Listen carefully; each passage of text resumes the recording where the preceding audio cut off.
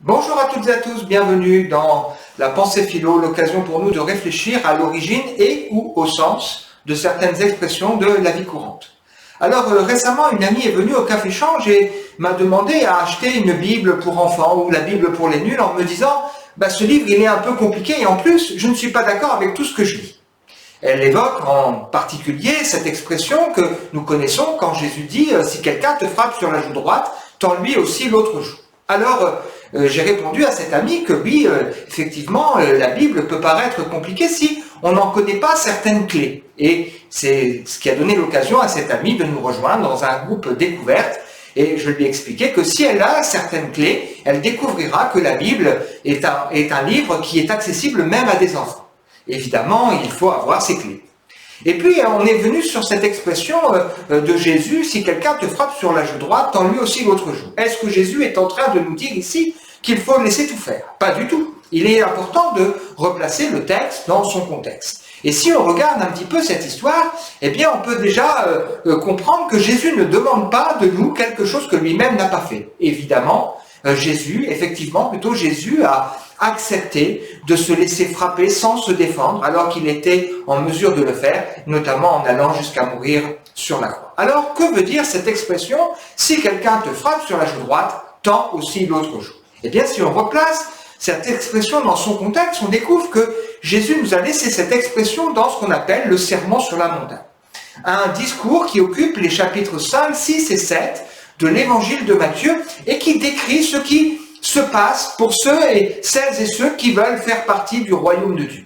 Tout d'abord, il commence en nous décrivant le caractère, quelqu'un qui reconnaît sa pauvreté, son humilité, qui aime la justice. Il nous décrit aussi la manière de penser de quelqu'un qui voudrait faire partie de ce royaume.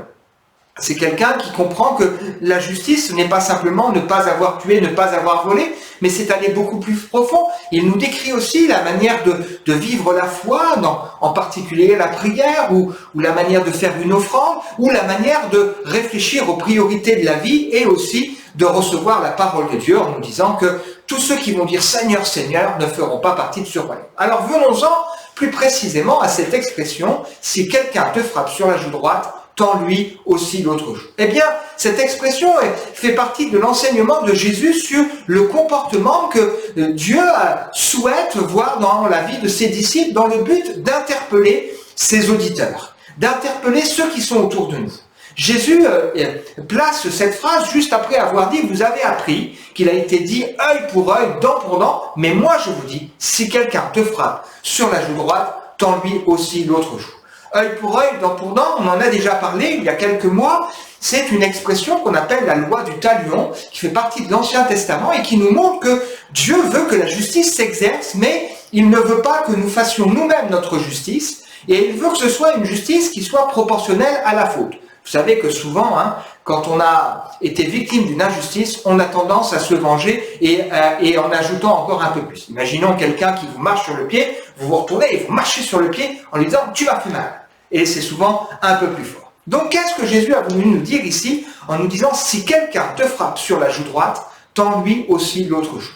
Jésus sous-entend ici que le but du croyant n'est pas d'obtenir absolument à tout prix justice, mais le but du croyant est aussi d'inviter ceux qui sont autour de lui à réfléchir sur leur vie et à démontrer quelque chose d'autre.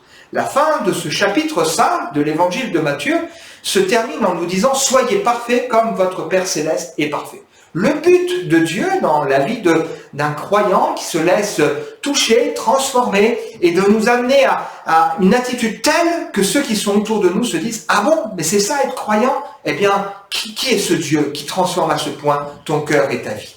Jésus ne dit pas ici qu'il faut tout laisser faire, mais il nous dit qu'au lieu de chercher à obtenir à tout prix justice, à tout prix nous venger, et si parfois nous acceptions de laisser quelques injustices pour qu'une vérité plus grande puisse triompher. C'était la pensée philo avec cette expression « si quelqu'un te frappe sur la joue droite, tends-lui aussi l'autre joue ». À très bientôt.